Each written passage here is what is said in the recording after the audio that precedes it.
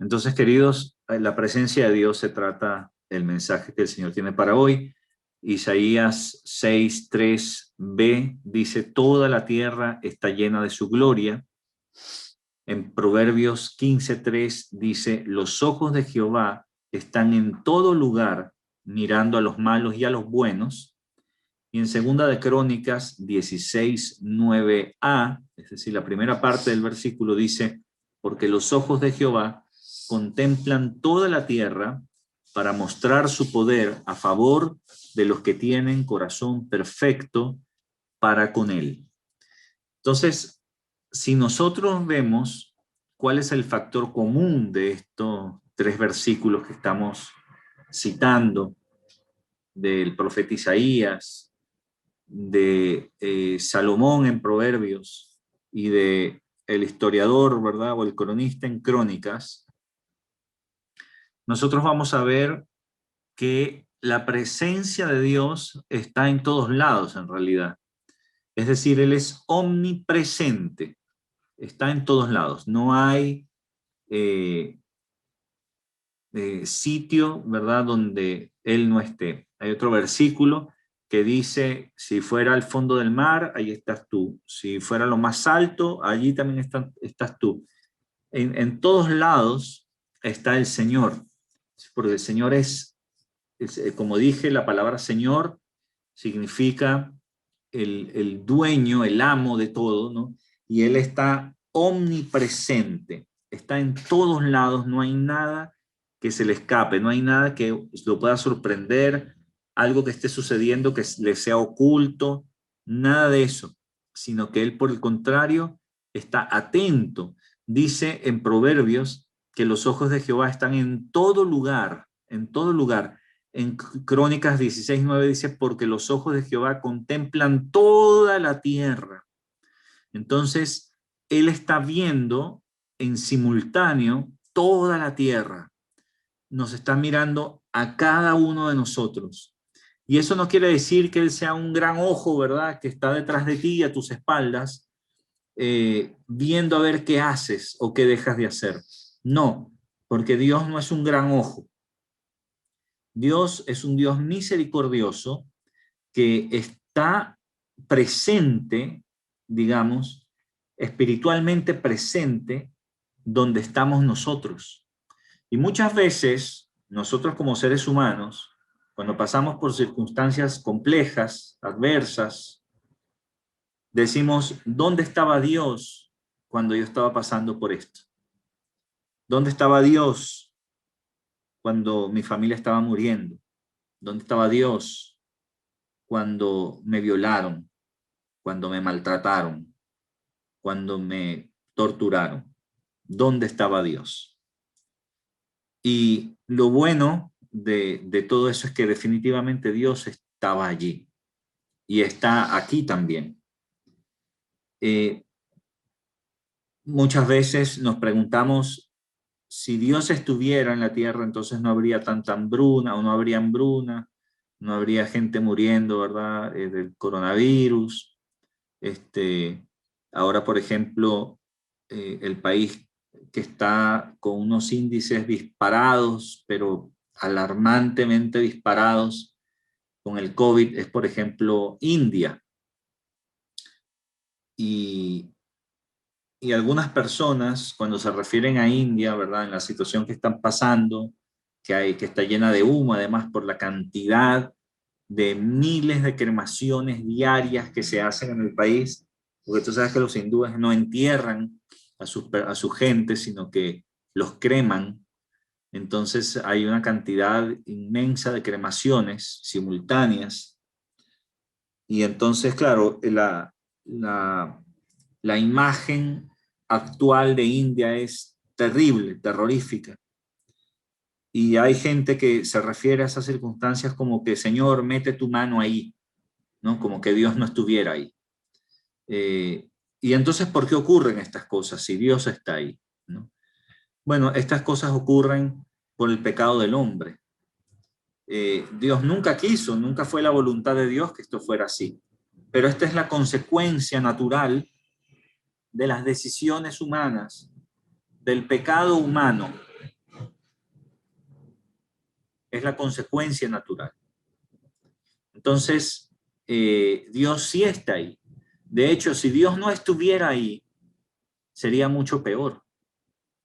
Porque muchas veces nos cuestionamos, ¿por qué a mí me pasó esto, verdad? ¿O por qué sucedió esto en tal lugar? Dios no estuvo allí. ¿Dónde estás, Dios? ¿Y por qué no vas a intervenir? ¿No? ¿Por qué no intervienes? Y Dios sí que está interviniendo. Sería mucho peor, queridos, si Dios no estuviera allí. Entonces, Dios lo tiene controlado, lo tiene aguantado, pero tampoco Dios puede ser el padre irresponsable que exime de la consecuencia solamente porque él puede eximirla. Es como que, por ejemplo, alguno de mis hijos cometa algún delito, ¿no? Se pase un semáforo, ¿verdad? En rojo, lo llevan, le quitan el auto y lo llevan detenido, y yo salgo a pagar la fianza y a pagar el depósito del auto, ¿verdad? Para que él pueda seguir andando por la calle. Si yo hago eso, yo sería un irresponsable y le enseño una irresponsabilidad y él va a creer que papito va a salir en su defensa, y eso no es así. Eh, Tal vez yo podré hablar, ¿verdad? Y conversar para que reciba un trato más justo, tratar de hablar con la policía para que no exageren, porque sabemos que también hay abuso, ¿verdad? De parte de la policía, etcétera, etcétera, pero no sacarlo. Debe sufrir la consecuencia de sus decisiones. Y así con los niños también, ¿no? Obviamente cada uno a su nivel. Entonces Dios hace algo parecido también con nosotros. Eh, de hecho, las circunstancias adversas están muchas veces para que nosotros caigamos en cuenta de que tenemos una necesidad, de que no somos autosuficientes, que no somos todopoderosos, sino que somos frágiles, vulnerables, y que ciertamente necesitamos a alguien por encima de nosotros, y ese alguien es Dios. Bueno, bienaventurados los que buscan al Señor, ¿verdad? Cuando están enfermos o en problemas y no buscan otro tipo de cosas, ¿verdad? A Satanás disfrazado de Dios. Bienaventurados aquellos que efectivamente, o dichosos aquellos que buscan al Señor en la profundidad de su corazón, aun cuando, o sea, cuando los problemas los están azotando. Eso está bien, no está mal. Pero digamos que el Señor está atento, está ahí, no está lejos, está cercano. Entonces, la presencia de Dios, podemos decir que está en todos lados, no hay nada que lo tome por sorpresa, y como dije, ¿verdad? No hay nada que esté oculto a sus ojos, sino que para Él todas las cosas están ahí dispuestas y transparentes, eh, digamos, visibles, y nada se le escapa. Así que esto para comenzar, ¿no? ¿De qué se trata la presencia de Dios? Ahora, en Génesis 3, 8a, dice, y oyeron la voz de Jehová Dios que se paseaba en el huerto al aire del día. Este capítulo 3 habla de la caída del hombre, ¿verdad? Habla de Adán y Eva cuando ellos estaban en el huerto, y cómo el pecado entró al mundo. Pero para que tengamos una idea de qué manera Adán y Eva disfrutaron de la presencia de Dios, básicamente podemos ver este versículo o esta primera parte del versículo donde nosotros vemos que oyeron la voz de Jehová Dios que se paseaba en el huerto al aire del día. Es decir, Dios se paseaba con libertad y escucharon, oyeron la voz de Dios. O sea que había una relación natural, digamos, entre Adán y Eva y Dios hasta este momento, donde ellos podían de alguna forma compartir, ¿no?, el mismo espacio, por decirlo de alguna forma, con Dios mismo. Entonces, esto es importante que nosotros vayamos entendiendo, ¿verdad? ¿Cómo era antes? ¿Cómo era antes? Y vamos a ver también cómo es ahora, ¿no? Para que nosotros podamos establecer las diferencias claramente. Entonces, nosotros podemos ver que al principio Adán y Eva disfrutaron de máxima intimidad con Dios. Era un asunto natural donde el Señor se paseaba en el huerto, ¿verdad? En medio de su creación. Él tenía todo el derecho, es suyo, todavía la creación es suya, no ha dejado de pertenecerle. Nosotros somos suyos también, no hemos dejado de pertenecerle. Entonces, ahí nosotros podemos ver cómo digamos, qué tipo de relación había acá, ¿no? Había una relación de intimidad, había una relación cercana, una de libertad, ¿no? De nada que esconder, franca, abierta, ¿no? Él se paseaba nomás y Adán y Eva estaban allí. Entonces, nosotros vamos viendo cómo Dios había hecho las cosas. Él quería que la relación fuera así, cercana, él quería relacionarse. No solamente quería, él quiere relacionarse con nosotros. No quiere una religión, quiere una relación con su creación, una relación con su creación. Esto es importante. Entonces, vamos a seguir viendo, ¿verdad?, de qué manera podemos estar en su presencia y qué nos aporta estar en su presencia. Entonces, como primer punto yo puse ahí que podemos estar en su presencia naciendo de nuevo.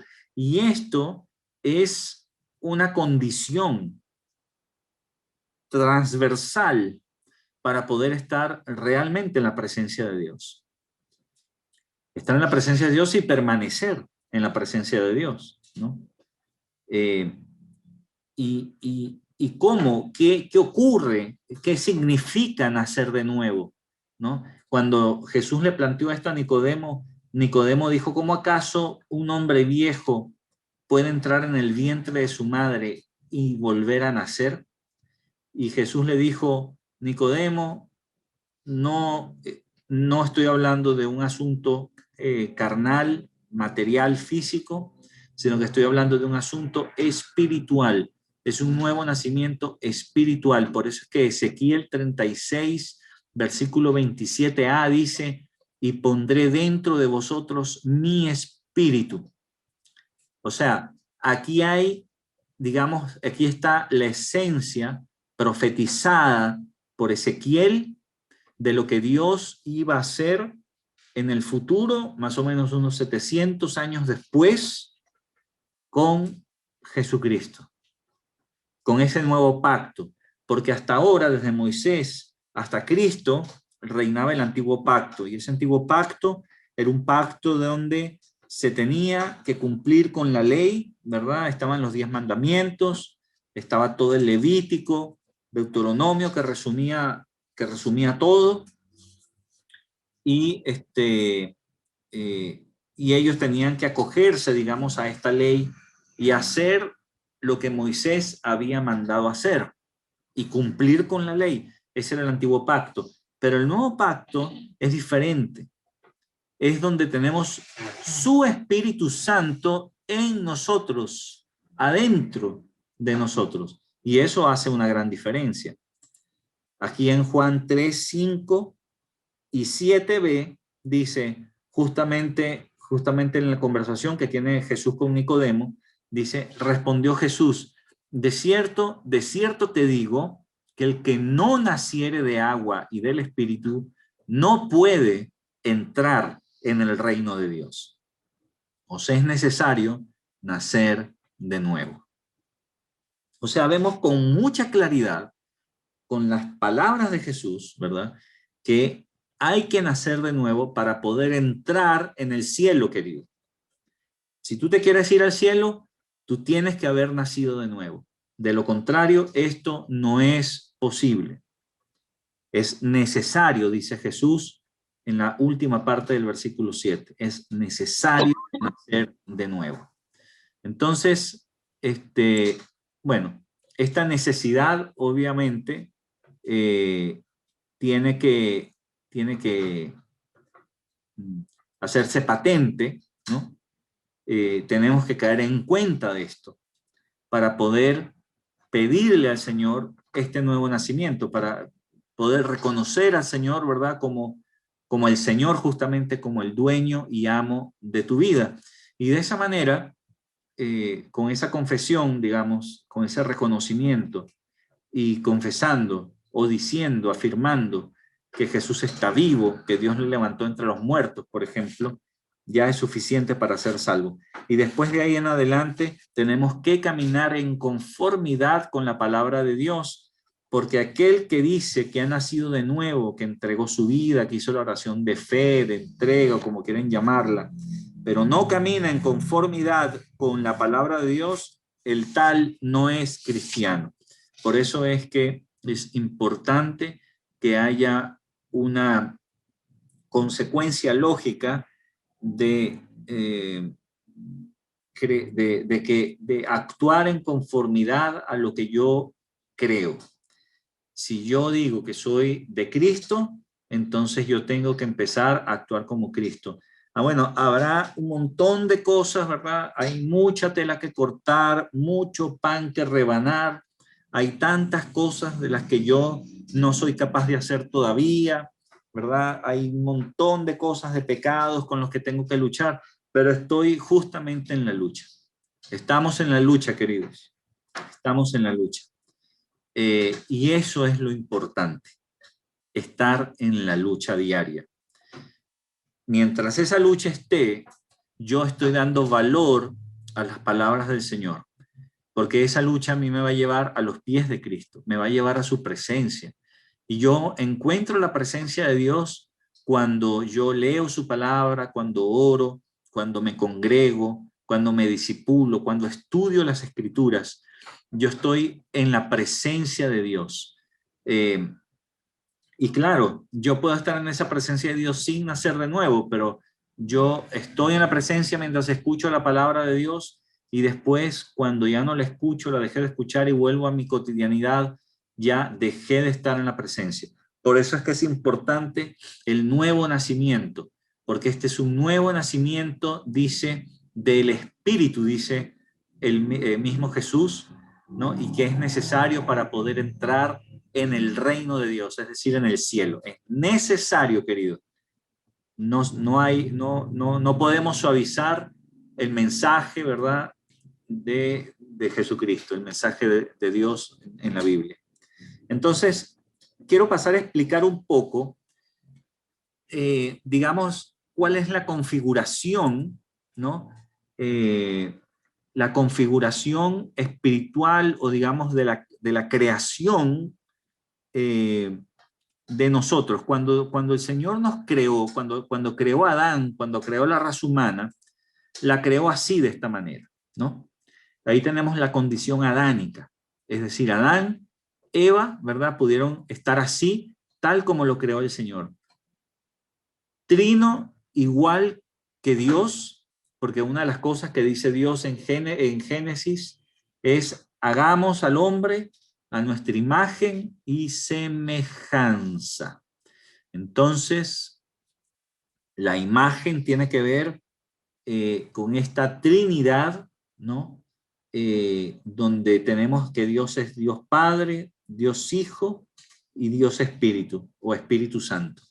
Entonces, Dios es un Dios trino, por eso es que él habla en plural cuando dice: hagamos al hombre a nuestra imagen y semejanza, ¿no? Fue como una reunión de los tres, que en realidad es como que nosotros nos hubiéramos puesto a pensar, ¿no? O a hablar con nosotros mismos. Y ahí uno está, digamos, meditando, ¿verdad? O pensando algunas cosas cuando uno habla consigo mismo. Aquí Dios es como si se hubiera reunido o hablado consigo mismo, y por eso dice hagamos. Lo que pasa es que Dios es todopoderoso y Él puede separar, ¿verdad?, puede separar a Dios Padre, Dios Hijo y Dios Espíritu, y no tienen que estar confinados en un cuerpo como estamos nosotros, donde mi cuerpo es lo que veo, donde mi alma es todas mis emociones, mis sentimientos, lo que yo pienso, ¿verdad? Esa es mi alma, y mi espíritu es lo que se comunica con Dios. Entonces Dios nos creó así también, trinos, en tres partes, y esa es la condición adánica. Pero Adán pecó, y cuando Adán pecó, una de las cosas que Dios les dice, o que Dios le dijo a Adán, que cuando él comiera del árbol, del fruto, del conocimiento del bien y del mal, él iba a morir. Pero Adán no murió físicamente, porque ya sabemos la historia, él comió del fruto y Adán no murió físicamente, pero sí murió espiritualmente. Entonces, de ahí en adelante, es que nosotros como seres humanos tenemos una gran dificultad para comunicarnos con Dios y para percibir a Dios, porque para percibir a Dios tú necesitas tu espíritu. Cuando tú no tienes el espíritu, tú no puedes, o es muy complicado comunicarte con Dios, percibir a Dios. Eso es como que tú te dieras tu teléfono celular sin línea. ¿De qué te sirve el aparato si no tiene línea? No te sirve de nada. Por eso es que tú necesitas la línea para poderte comunicar. Porque tener el aparato físicamente no viene a ser más que un pedazo, un pisapapel, ¿verdad?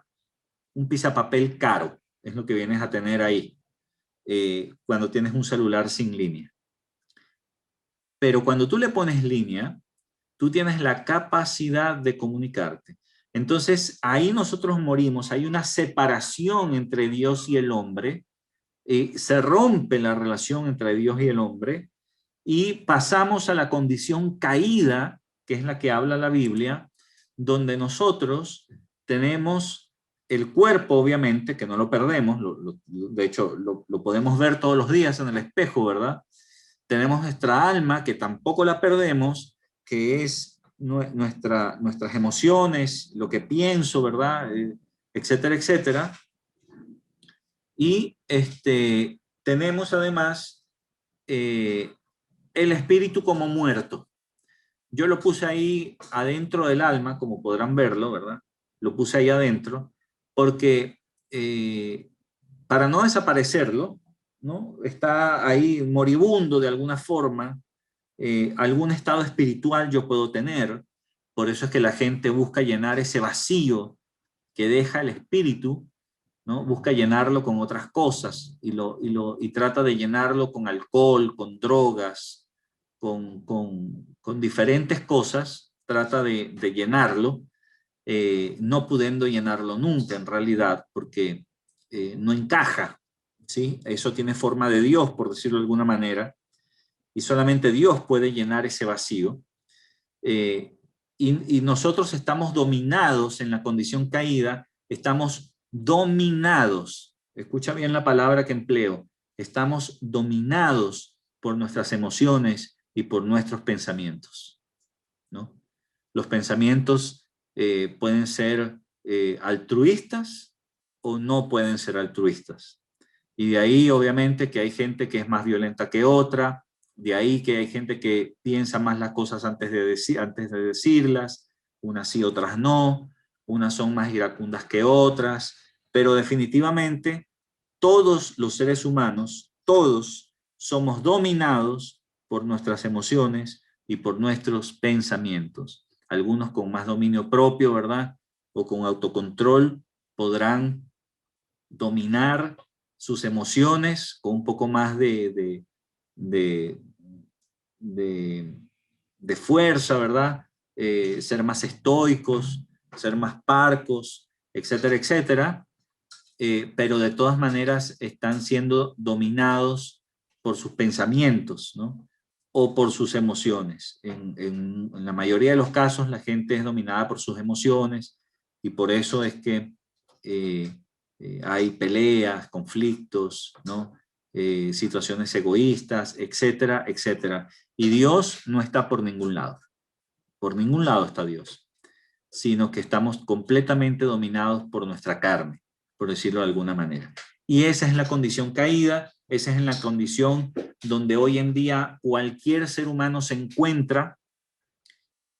Todos hemos experimentado esto, todos de alguna manera lo podemos experimentar todavía cuando no hacemos la voluntad, cuando no hacemos la voluntad de Dios.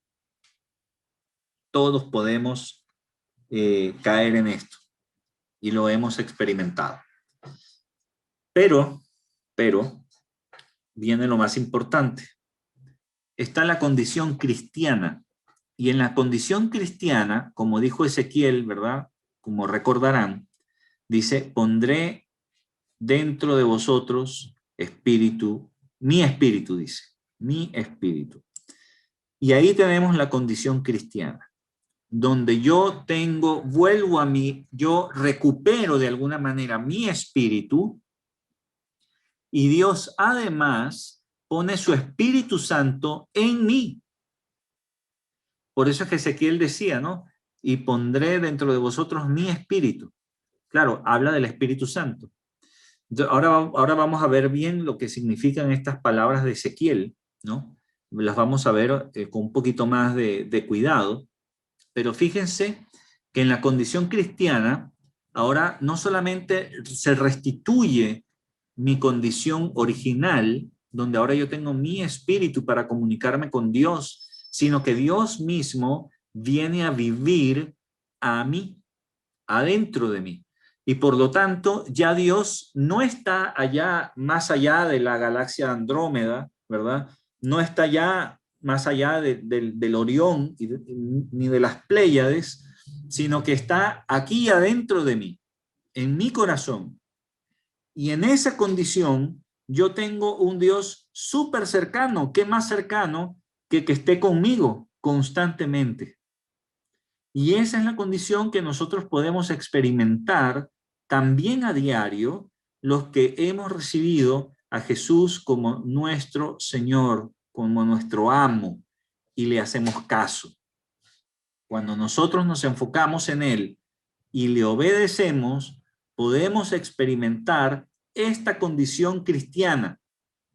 Obviamente, cuando no hacemos caso, cuando desobedecemos, cuando dejamos que el egoísmo, cuando dejamos que el pecado, la ira, el odio, tome ventaja sobre nosotros, porque también ocurre, entonces experimentamos la condición caída como que no tuviéramos al Espíritu Santo dentro de nosotros. Sin embargo, podemos experimentar la condición caída muchas veces, más de las que quisiéramos, seguramente, pero el Espíritu Santo, que no se va de nosotros, ¿verdad? Por pecados puntuales, no se va de nosotros, nos recuerda que podemos regresar a nuestra condición cristiana nuevamente y ser restaurados otra vez. Y eso es lo importante. Lo importante es que yo puedo ser restaurado constantemente. Dios no se cansa de restaurarme.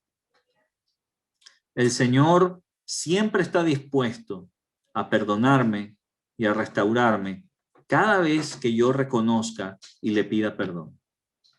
Él no lo va a hacer si yo no le pido perdón y si yo no lo reconozco. Si yo no tengo la capacidad de reconocer mi pecado, entonces yo no voy a salir del hoyo donde estoy metido.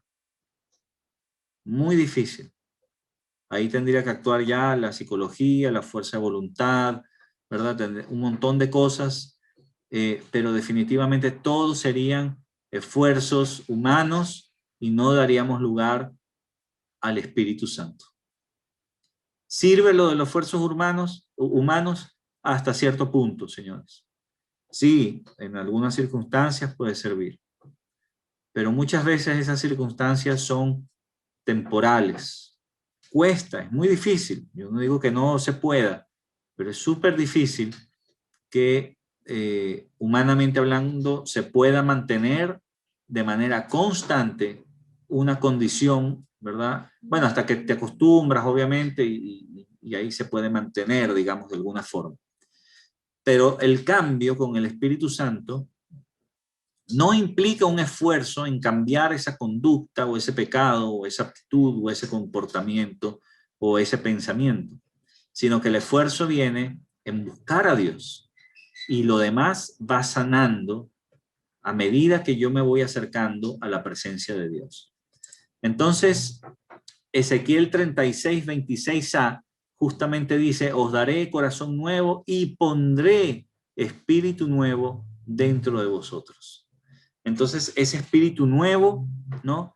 Donde yo soy restaurado, ¿verdad? Ahí puedes ver en rojo, en la condición cristiana, está igual que la condición adánica, solo que con la clara ventaja de que ahora tengo el Espíritu Santo.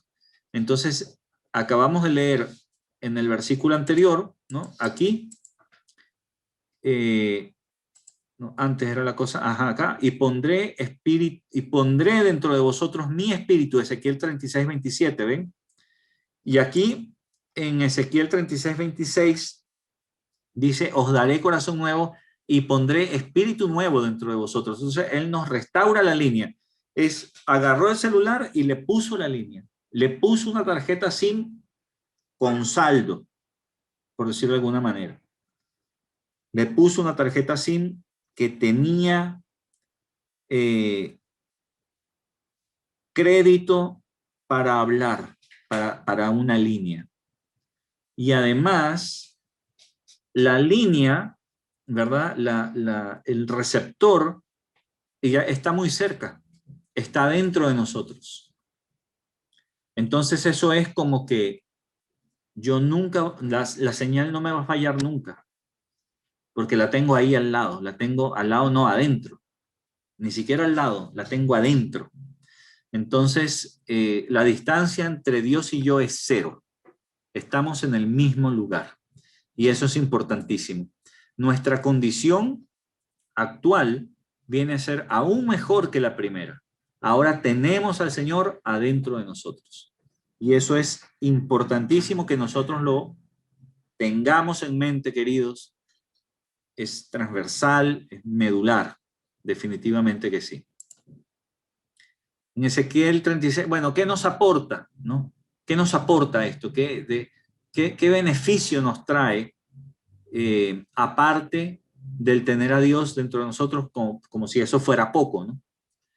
Pero dice, el hecho de que ahora Él mismo esté dentro de nosotros o en nosotros tiene claras ventajas. Uno, por ejemplo, o A, Él hace que obedezcamos a su palabra.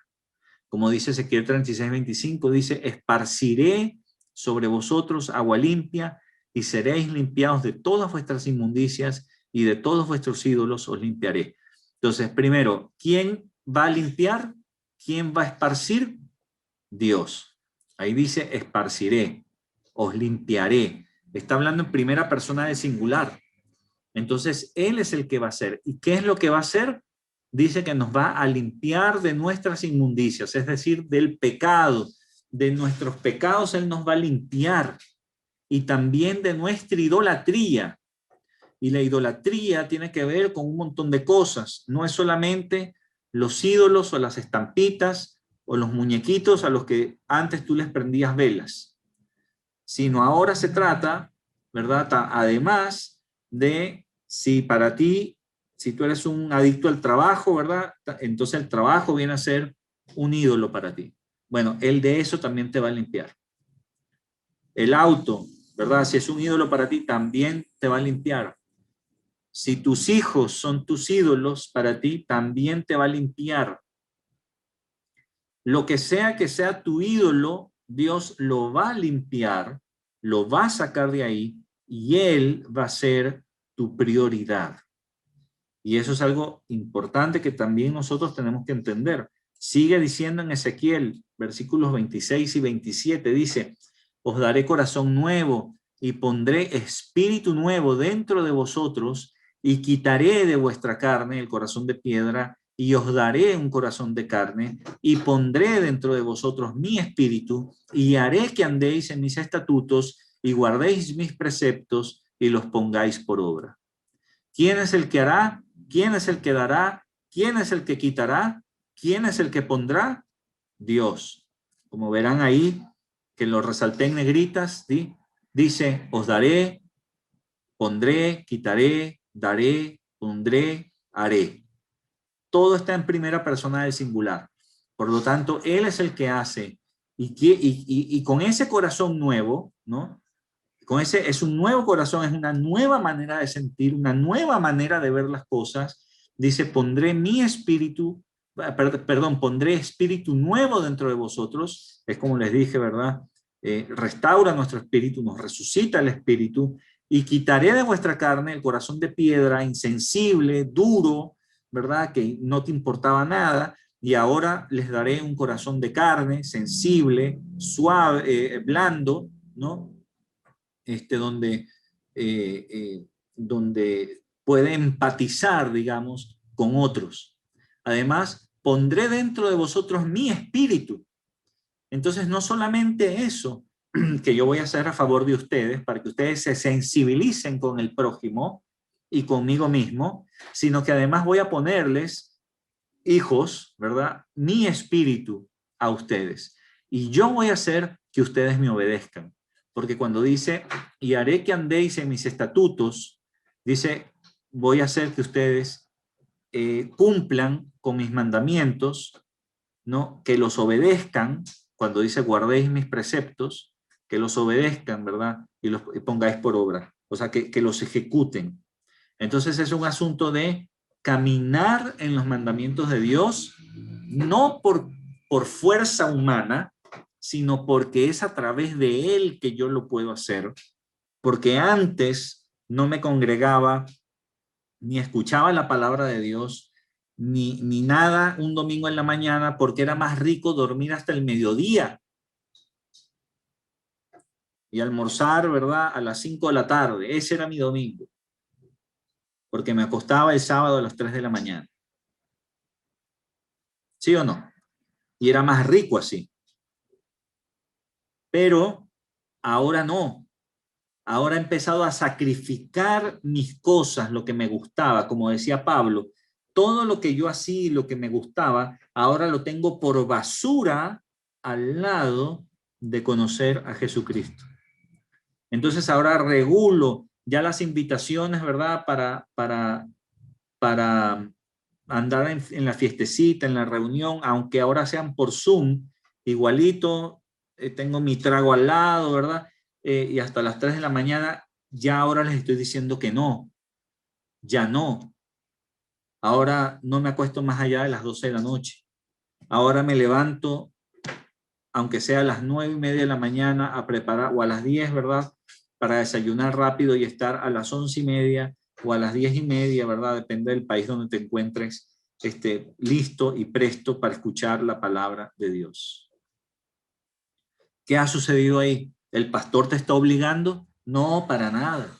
Claro que no. Lo hago porque yo quiero. ¿Por qué? Porque viene el Espíritu Santo y nos anima a caminar en su voluntad. Y eso es importante, que nosotros podamos empezar a experimentar estos cambios en nuestras vidas, de estar dispuestos, de tener las agendas ocupadísimas, que no cabe ni un alfiler, pero me convierto al Señor y yo empiezo a abrir los espacios y a sacar cosas, ¿verdad? Abrir espacios en mis horarios de trabajo, ¿verdad? Porque si antes yo trabajaba hasta las 9 y 10 de la noche todos los días, ahora empiezo a abrir los espacios para el Señor, que es más importante que generar dinero. Más importante. ¿Y por qué es más importante? Es más importante porque el dinero, cuando yo me muera, va a quedar acá y otro lo va a disfrutar. Pero cuando yo me muera, todo el tiempo que invertí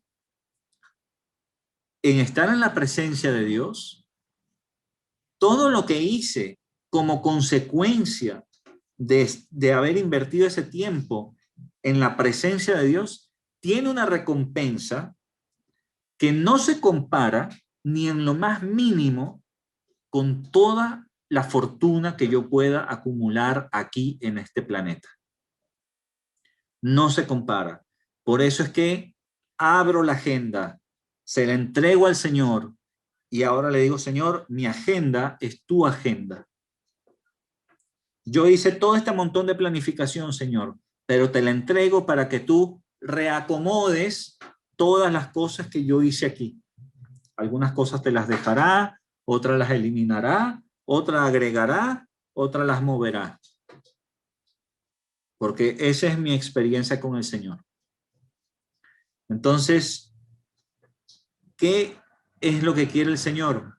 Que nosotros lo busquemos, solamente que lo busquemos, y como consecuencia de buscarlo, obviamente, habiendo nacido de nuevo, que esa es una decisión inicial que hay que tomar, y que cada quien toma y que es individual y privada, entonces, como consecuencia de buscarlo, yo voy a comenzar a obedecerle. No se trata de que el pastor me obligó, ¿verdad? Me puso una pistola en el pecho, me amenazó.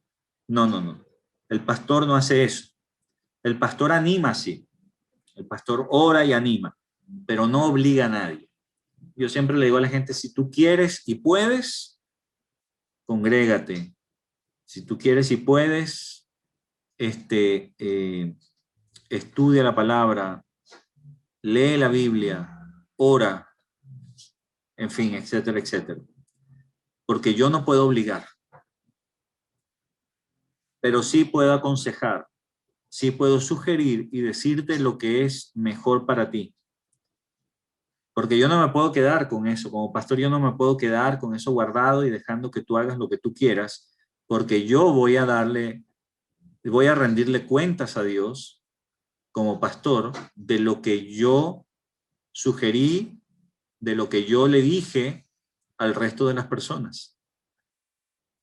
Si yo dije algo y esa persona no tomó la sugerencia, no hizo caso al mandamiento de Dios, no del pastor, del Señor, bueno, yo quedo libre de polvo y paja, ¿verdad? Y es esa persona la que va a tener que rendir cuentas por sí misma delante de la presencia de Dios. Es así de sencillo. Entonces, por eso es que las cosas se tratan de esta manera, querido que me escuchas ahora. Entonces, hasta ahora estamos viendo que nosotros, estando en la presencia de Dios, una de las consecuencias es empezar a obedecerle. No por esfuerzo humano, sino porque Dios lo hace a través de nosotros. Él mismo lo hace a través de nosotros. Seguimos, vamos a seguir. Segundo, podemos estar en su presencia enfocándonos en Él, previo a haber nacido de nuevo.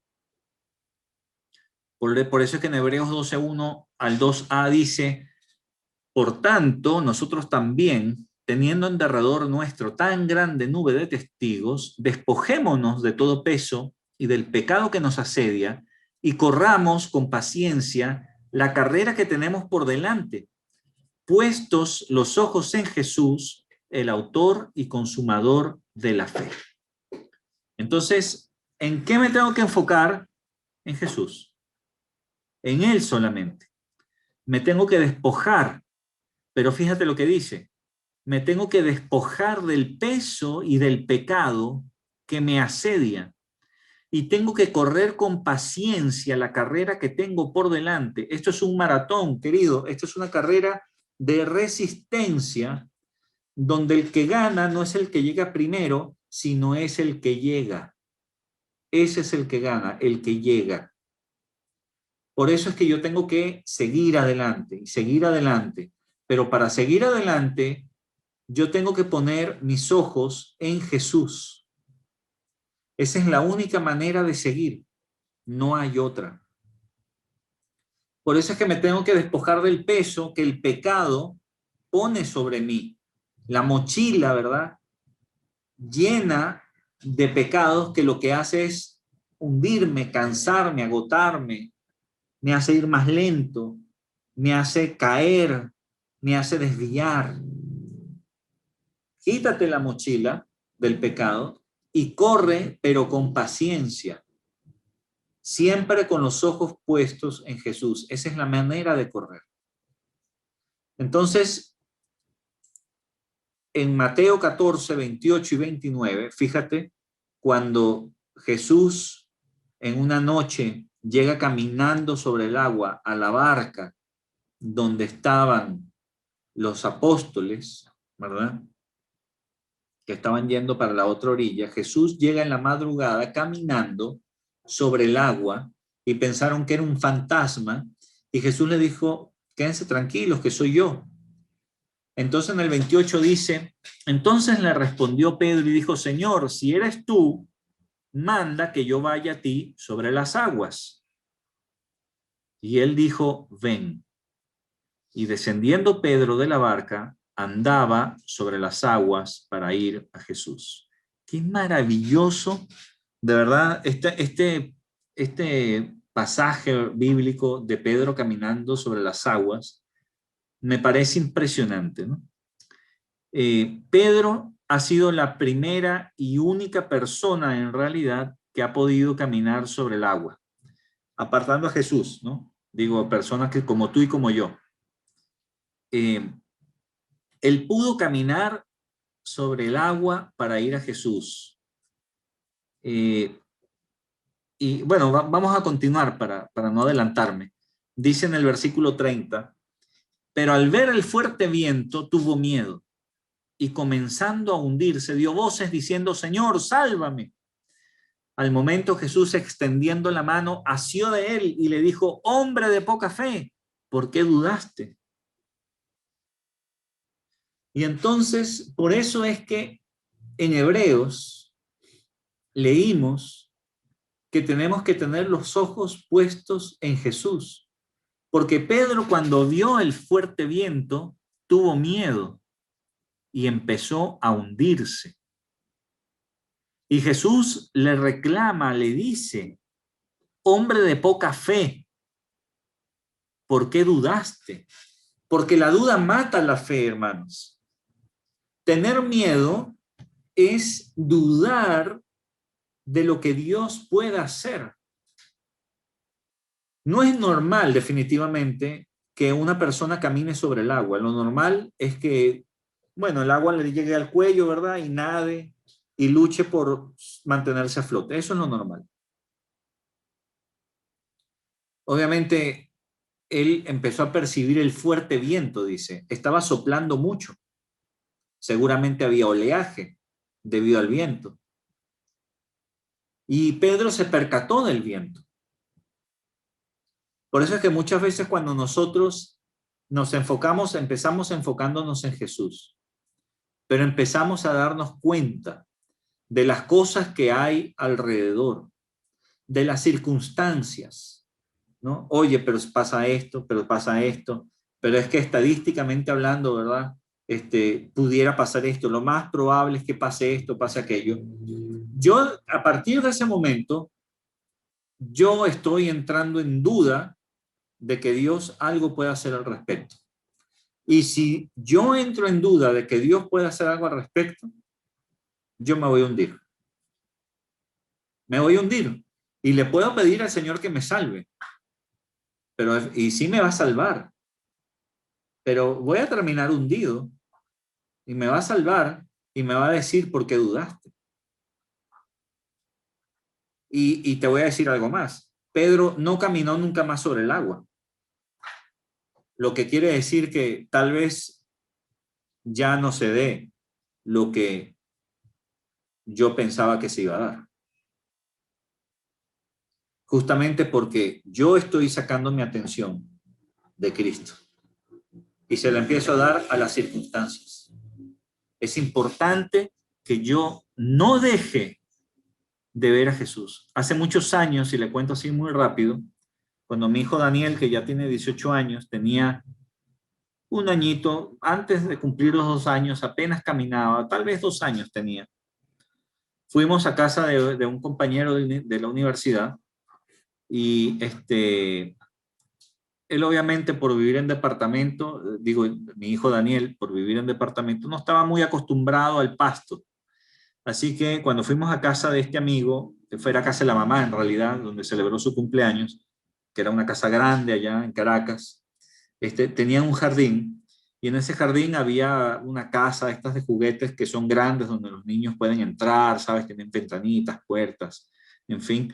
Entonces yo, cargando a mi hijo, ¿verdad? Lo llevé hasta allá para que él jugara, etcétera, etcétera.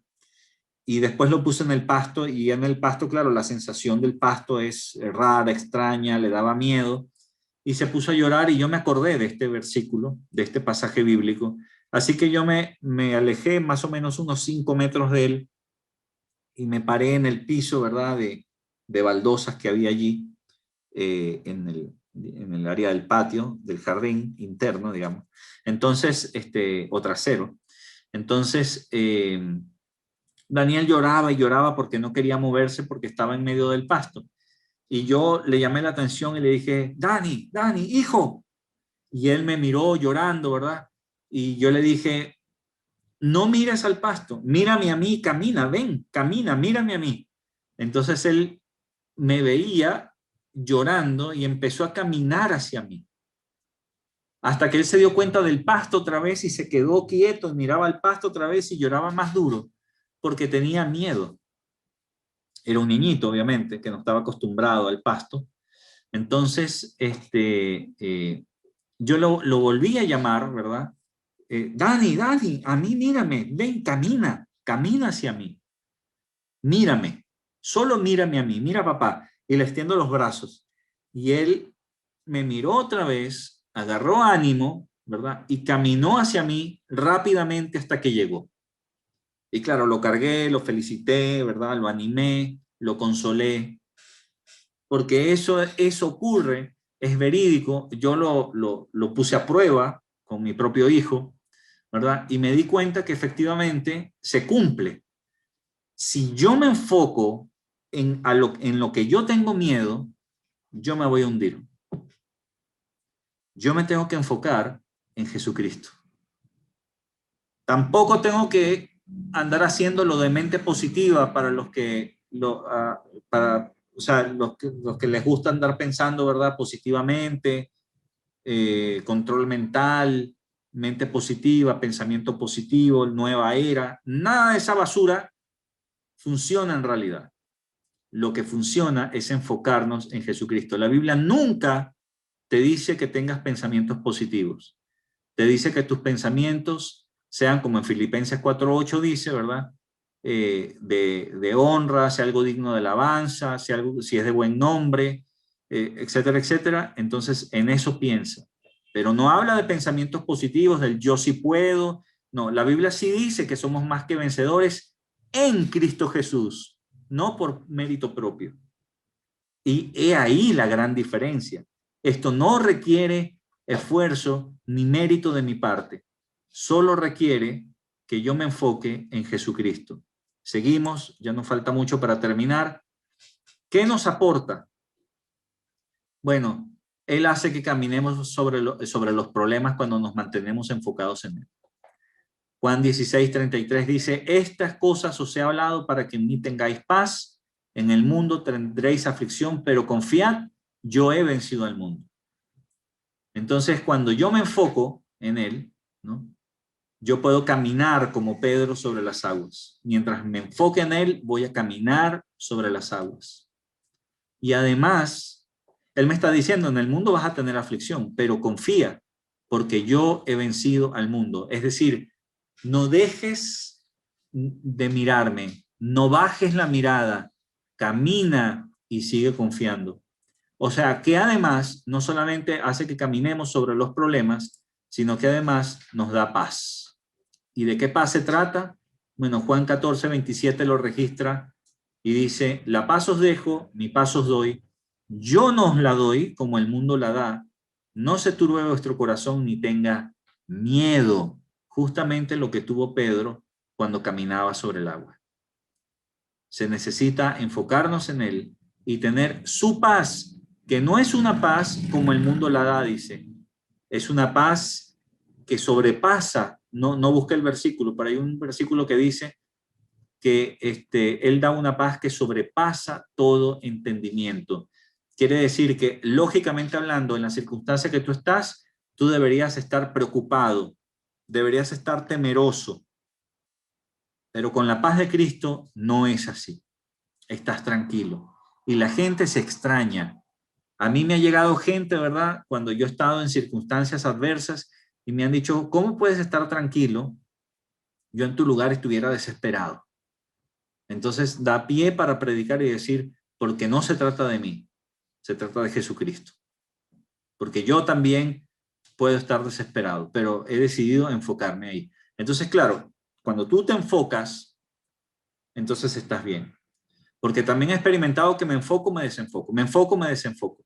Y ahí es cuando tengo paz, entro en pánico. Tengo paz, entro en pánico. Y entrar en pánico implica pecado, implica empezar a maltratar al resto, implica hablar lo que no tengo que hablar, hacer planes por mi propia cuenta, tratar de buscar un plan B, tratar de atacar por otro lado, ¿verdad? La cosa a mi manera, con rabia, con ira, desenfocado. Y no es así. De Él es que viene el plan, Él es el que te da la estrategia, pero hay que sentarse con Él, con el Señor, que lo tienes adentro para los que han nacido de nuevo, ¿verdad? Y reenfocarse en Jesucristo una vez más. En resumen, querido, porque esto continuará, porque hay muchas cosas más que decir. Podemos estar en su presencia naciendo de nuevo. Podemos estar en su presencia enfocándonos en Él. Él hace que obedezcamos su palabra. Él hace que caminemos sobre los problemas cuando nos mantenemos enfocados en Él y nos da paz. Y ese es el resumen para que podamos, ¿verdad? Todos nosotros tenerlo fresco, todas las cosas juntas aquí ya, de manera que podamos apreciar parte del alcance de lo que significa estar en la presencia de Dios.